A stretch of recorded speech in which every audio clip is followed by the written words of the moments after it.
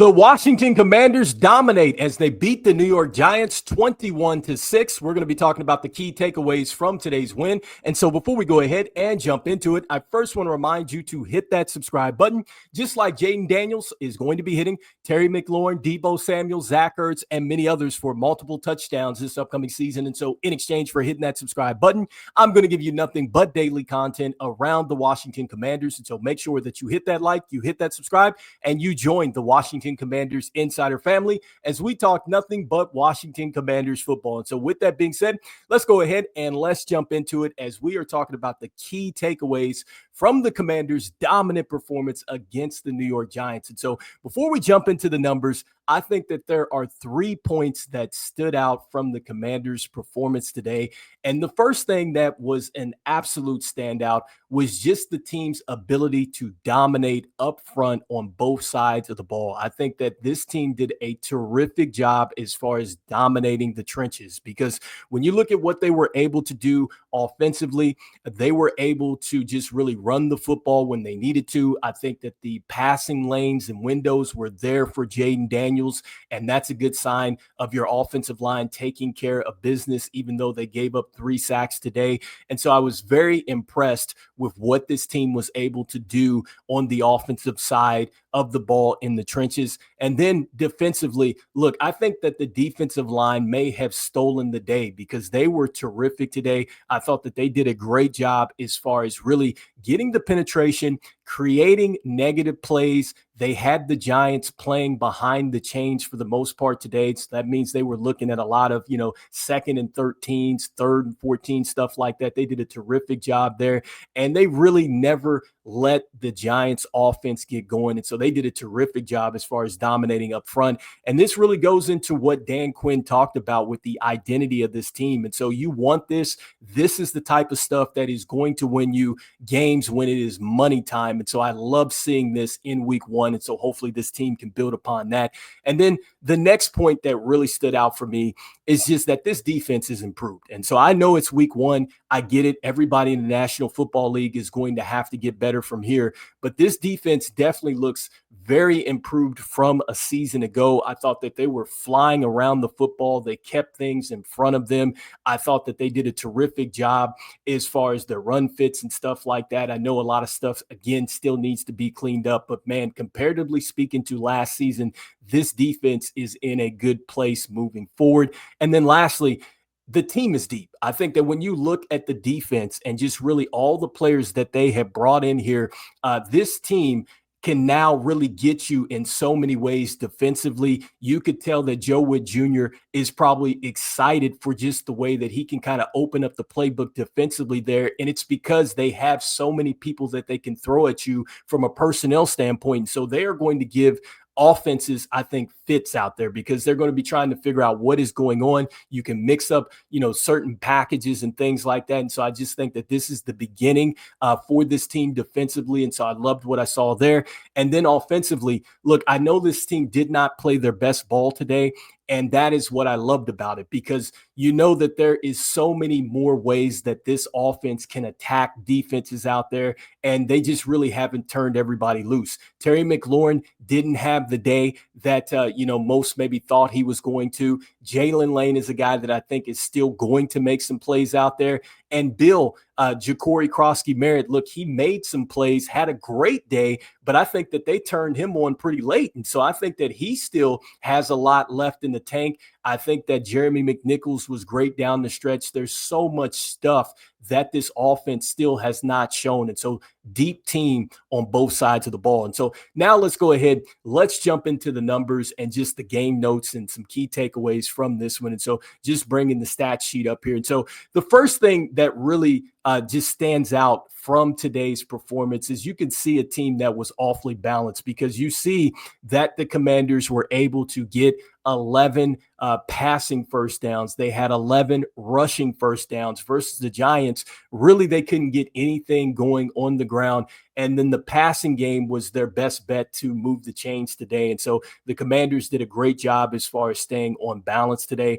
The next thing that I think really stands out here is just their ability to run the football, which we're going to talk about that here in a moment. But 220, 274, I love that. 6.9 in average. And so the Commanders absolutely getting things done between Jayden Daniels, Austin Eckler, Bill. You had Jeremy McNichols in the mix as well. Like, this team did a great job there. And so, just now looking at this some more and just going at and looking at all three phases and just looking at the playmakers and stuff like that, I wanted to go ahead and start with the quarterback play in Jayden Daniels today. And so I thought that Jayden Daniels was very poised, just like we are used to seeing with him. He definitely looks like a player that is in command more than what he was a season ago. So you definitely see that. And so that's something that Austin Eckler talked about. You could just see the confidence as he's going with this no huddle, speeding things up, giving the signals to players, getting them into the spots and things like that. And so I definitely think that this is a player that is set up to avoid the sophomore slump. And then next, look, I loved when he put the football down and ran with it when he needed to. I think that his ability to just tuck it and run when it was necessary, I loved the feel for the game there. So that's something that you can't teach.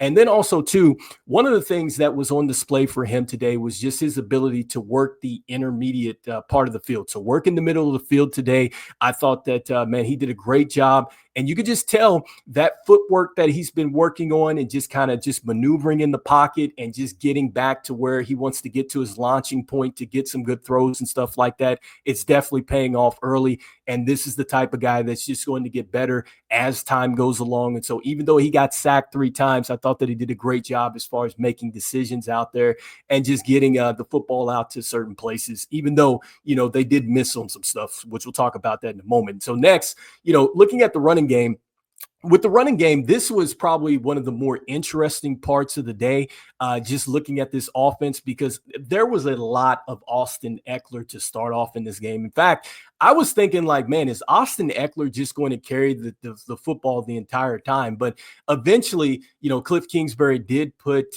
Bill into the game, and Bill just took off from there. But it ended up where Austin Eckler had 6 carries for 26 yards. He had a huge screenplay where he made a major first down, which kept a drive alive. And so he was electric as usual when he gets into the open field. He had 3 receptions for 31 yards in this one. But Bill was the guy today on the ground for us. So 10 carries, 82 yards, 8.2 was the average, and he had 1 touchdown, and he had a big 42-yard gain that pretty much sealed up the day. But, man, I think once they turned Bill loose, man, you could just see why, the Commanders were just comfortable in going ahead and moving off of Brian Robinson Jr. And really, this just shows you that the Commanders absolutely got a steal in round 7 of the NFL draft here, because he looked great. I loved how he finished runs out there.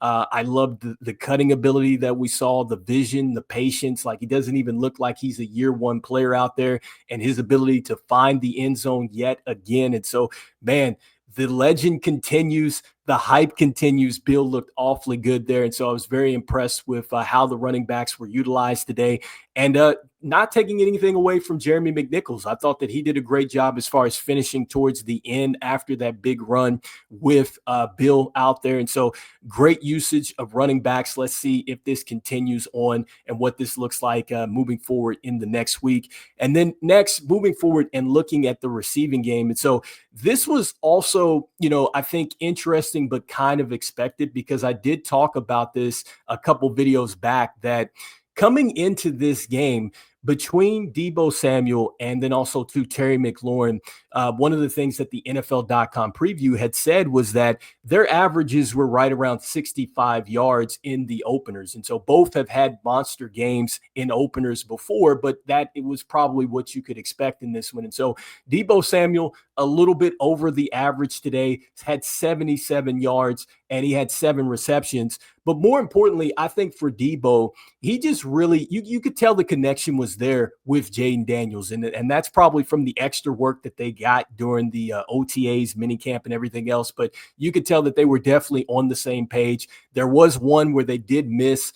It actually hit Deebo's hand. I'm pretty sure Jayden Daniels probably wanted to put the ball a little bit lower to get it into his catch radius there, but Deebo definitely had a chance to make the play, even though Jayden Daniels was even smiling at that one. But, he missed on that one. And then also, too, Terry McLaurin, I think that they probably had a chance to hook up for a touchdown. I believe that was probably late in the second quarter, if I'm not mistaken. It was a terrific move on the route from Terry McLaurin, really food, just the DB and everything else. And so Jayden Daniels put the ball out to the right location. He just pushed it a little bit too far out, and Terry McLaurin couldn't get to it. Or otherwise, I think that would have been a huge play. It would have been probably a little bit of a foot race, but I do believe Terry McLaurin could have got there. And so Terry McLaurin today, just 2 receptions for 27 yards for him today. And so even though it was a tough day to start off, I definitely think that they're going to be fine moving forward with their connection. Zach Ertz got the first touchdown of the year, 3 receptions, 26 yards, and a touchdown for him today. I definitely think that he left some money on the table, like Deebo Samuel. He had a drop. And there was also a play that it was really tough because he had it in his hand and eventually got knocked away, and then he trapped it via the ground there. And so it ended up being a challenge play. They were trying to get to the line and hurry up and snap the football. And so, I thought it was interesting. Really, I still felt like that Jayden Daniels spread the football around. I think Noah Brown made some great plays as well, and some good runs after the catch too, even though it didn't end up being touchdowns and things like that. I thought that he was definitely a guy that he was pretty dependable underneath and things like that. And so that this offense is going to be even better as weeks goes along. And so that really described the passing game today. As far as the defense, look, I think that the defense was this was the best part of the game. I just loved watching this defense. They had 3 goal line stands. Russell Wilson never was comfortable. He never got a chance to really go deep down the field. You could tell if you watched this game, Malik Neighbors was just very frustrated out there. The corners did a terrific job. And I will give Malik Neighbors some credit because he did win on Trey Amos one time. But Trey Amos also, I thought he won. I mean, I think that there were times where they cut Trey Amos over there to go against him, and he was doing just fine. They didn't necessarily run a whole bunch of over-top coverage for him, so I was looking to see what that was going to look like.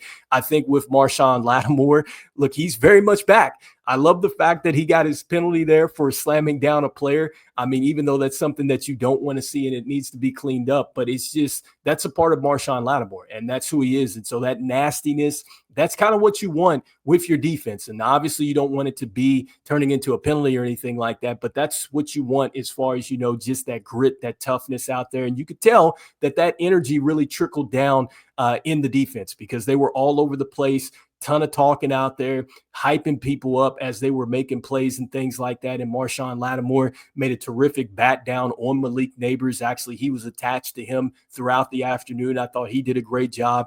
And so these corners looked very good back there. Unfortunately, they didn't get a turnover like they should have. In fact, going back to the play where Bobby Wagner makes incidental contact to the helmet of Russell Wilson, I didn't think that there was very much there, but he hung the football up, which we had talked about. I knew that there were going to be opportunities where he would put it up if he was pressured up the middle like that.